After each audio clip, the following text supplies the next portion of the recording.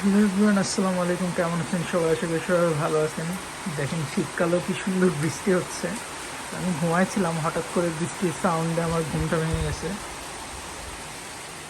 এই হচ্ছে আমার বারান্দা বাগান, আর বাইরে খুব সুন্দর বৃষ্টি হচ্ছে। শীতকালে এমন বৃষ্টি সচরাচর দেখা যায় না। দেখেন, মারাত্মক একটা ওয়েদার, অনেক ঠান্ডা। এখানে দাঁড়ায় থাকা যাচ্ছে না। এই যে সবগুলা গাছ আছে এখানে, এখনো বাইরে পুরোপুরি সকাল হয় নাই। পুরা